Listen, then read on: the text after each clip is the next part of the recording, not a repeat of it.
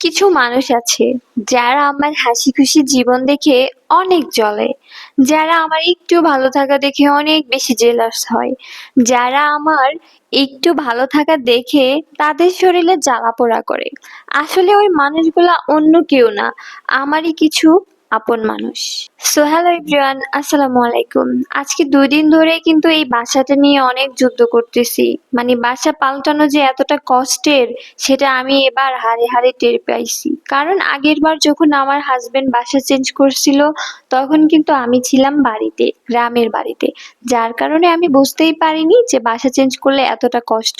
কিন্তু এইবার আমি বুঝলাম যে বাসা চেঞ্জ করতে গেলে কত কষ্ট করতে হয়।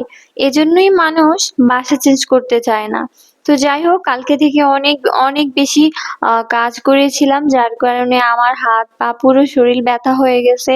তো আজকে ভাবলাম একটা ভিডিও করব, ছোট্ট একটা ভিডিও শেয়ার করব তোমাদের সাথে। যদি তোমাদের একটু ভালো লাগে তো অবশ্যই আমাকে লাইক কমেন্ট করে দিবা যে আপু ভিডিওটা সত্যিই ভালো লাগছে, তাহলে অনেক বেশি খুশি হব। আর ডেইলি ডেইলি তোমাদের সাথে এরকম ছোট্ট ছোট্ট ভিডিও শেয়ার করব। তো আজকে গরু মাংস রান্না করব। তো আজকে গরু মাংস দিয়েই কিন্তু আজকের দিনটা শুরু করব, যেহেতু আজকে এই বাসায় ফার্স্ট প্রথম দিন। তো আজকে গরুর মাংস দিয়েই শুরু করব রান্নাটা। তো ফার্স্টে আজ হচ্ছে আমি পেঁয়াজ কুচিগুলো দিয়ে দিচ্ছি গরুর মাংসের জন্য, রান্না করার জন্য। তো গরুর মাংস কিভাবে রান্না করতে হয় সেটা অবশ্যই সবাই জানো। তো আমার নতুন বাসাটা তোমাদের কাছে কেমন লাগছে? অনেকেই বলছো যে নতুন বাসাটা অনেক বেশি সুন্দর। আসলেই নতুন বাসাটা অনেক বেশি সুন্দর, আমার কিন্তু অনেক বেশি ভালো লাগছে। কিন্তু নিচে নামতে উঠতে এত বেশি কষ্ট হবে সেটা আসলে বলে বোঝাতে পারবো না। যারা নামবে তাদের অবস্থা খারাপ হয়ে যাবে। তাছাড়া সব দিক দিয়ে অনেক বেশি সুবিধা হয়েছে। আর হচ্ছে কি, বারান্দা দিয়ে অনেক বেশি বাতাস আসে, জানালা দিয়ে অনেক বেশি বাতাস আসে।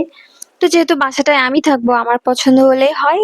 তো যাই হোক, অনেক আপুরাই কমেন্ট করছে যে বাসাটা আসলে অনেক বেশি সুন্দর। তো আজকে কিন্তু অনেক বাজার নিয়ে আসছে, যেহেতু বারবার ওঠানামা করতে অনেক অসুবিধা হবে, তাই আমার হাজবেন্ড অনেক কিছুই আজকে নিয়ে আসছে একসাথে, যেন কয়েকদিন চলতে পারি।